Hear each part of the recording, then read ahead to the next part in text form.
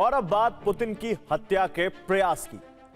Ukraine और Europe ने नए साल से ठीक पहले जो कुछ किया है उससे पूरे यूरोप में एटमी विनाश का खतरा मंडराने लगा है।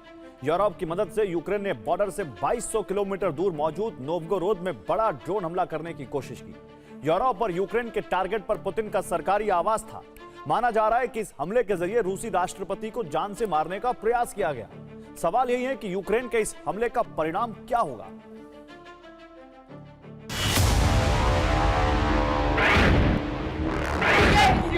Смотри в камеру мне!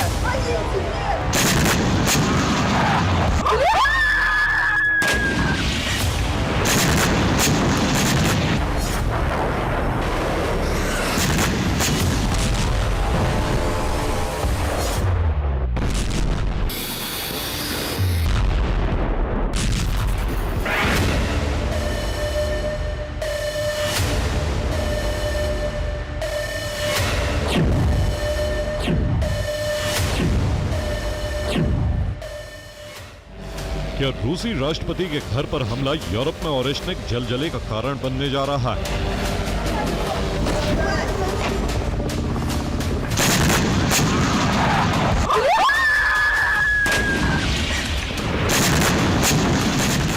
क्या पुतिन की हत्या का प्रयास कई देशों के सर्वनाश की वजह बन जाएगा?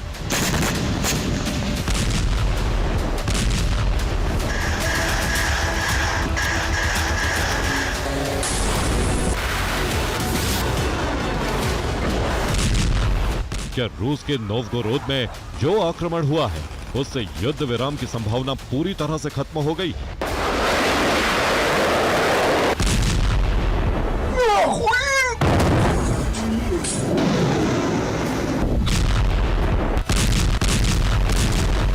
क्या पुतिन और उनकी सेना यूक्रेन समेत यूरोपीय देशों के खिलाफ महासंग्राम छेड़ने जा रही है?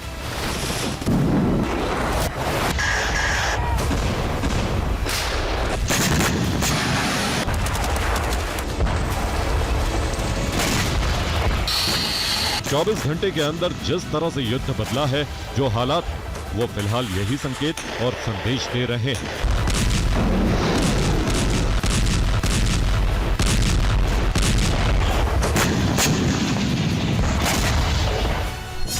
उनतीस दिसंबर 2025, नोवगोरोद, रूस।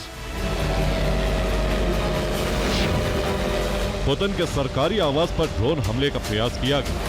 ड्रोन से ताबड़तोड़ विस्फोट कर न सिर्फ पुतिन के घर को तबाह करने बल्कि पुतिन की हत्या करने की कोशिश की गई। नोवगोरोद में पुतिन का सरकारी राजकीय आवास है। हमले में पुतिन के इसी घर को बर्बाद करने की साजिश रची गई।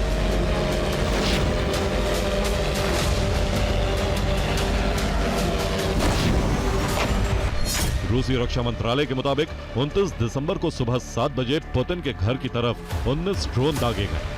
सुबह 7 से 9 बजे के बीच फिर से 23 ड्रोन फायर किए गए। अगले 2 घंटे में पुतिन के घर की तरफ 49 ड्रोन दागे गए, यानी कुल 91 ड्रोन।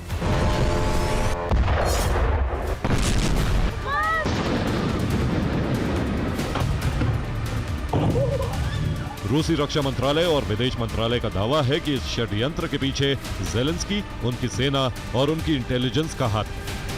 रूस के मुताबिक यूक्रेन का यह खतरनाक षड्यंत्र सफल नहीं हो सका। नोवगोरोद, ब्रियांस्क और स्मोलेंस्क में तैनात रूसी एयर डिफेंस सिस्टम ने यूक्रेन के सभी 91 ड्रोन को हवा में ही तबाह कर दिया।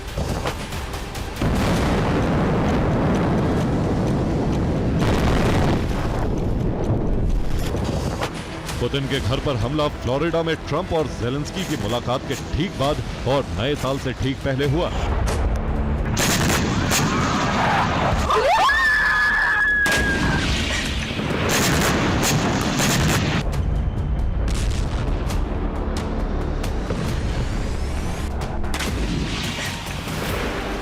दुनिया को इस हमले की जानकारी पहले रूसी रक्षा मंत्रालय ने और फिर रूस के विदेश मंत्री सर्गेई लावरोव ने दी। लावरोव ने ये तो बताया कि पुतिन के सरकारी आवास को तबाह करने की कोशिश की गई, लेकिन ये नहीं बताया कि जिस वक्त हमला हुआ उस वक्त पुतिन नोवगोरोद वाले घर में मौजूद थे या नहीं।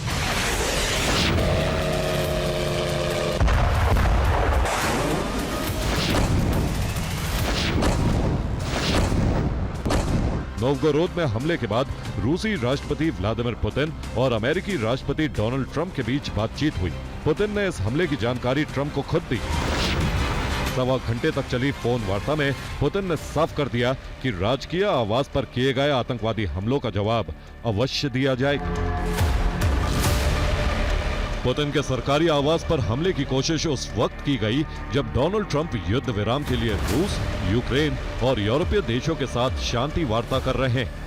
इस हमले के बाद शांति वार्ता के डिरेल होने की आशंका बहुत बढ़ गई। ऐसे में ट्रंप बहुत भड़क गए। रिपोर्ट के मुताबिक यूक्रेन ने जो नोवगोरोद में हमला किया वो लंबी दूरी के ड्रोन से किया।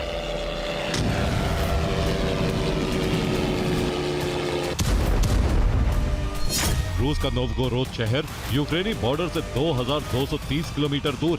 इसका मतलब ये हुआ कि यूक्रेन ने इस बार 3000 किलोमीटर तक हमला करने में सक्षम ड्रोन फायर किया।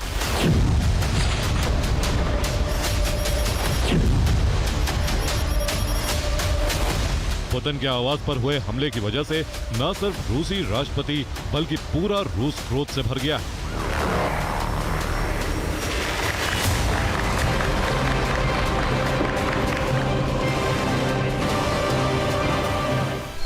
रूस के विदेश मंत्री सर्गेई लावरोव ने कहा है कि इस हमले का परिणाम बहुत भयावह होगा।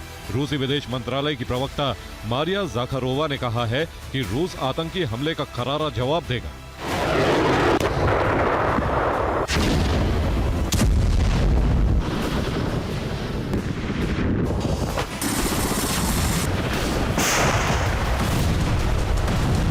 रूसी राष्ट्रपति, रूसी रक्षा मंत्रालय और रूसी विदेश मंत्रालय लगातार दावा कर रहा है कि इस हमले के पीछे यूक्रेन का षड्यंत्र है, लेकिन ज़ेलेंस्की ने रूस के आरोपों को बेबुनियाद बताया है। ज़ेलेंस्की ने कहा है कि रूस का आरोप पूरी तरह से झूठा और बेबुनियाद है। पुतिन के घर पर हमले के पीछे यूक्रेन का हाथ नहीं। युद्ध की आग को भड़काने के लिए ये पुतिन का फॉल्स फ्लैग ऑपरेशन।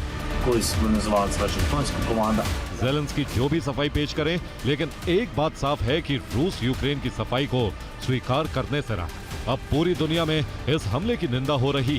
क्रेमलिन ने जो संकेत दिया है उसके मुताबिक रूस शांति वार्ता से बाहर निकल सकता है। इसका मतलब यह हुआ कि पुतिन और उनकी सेना यूक्रेन से विनाशक बदला लेगी। यूक्रेन को ऐसा दंड देने का प्लान है जिसकी कल्पना किसी ने भी नहीं की होगी।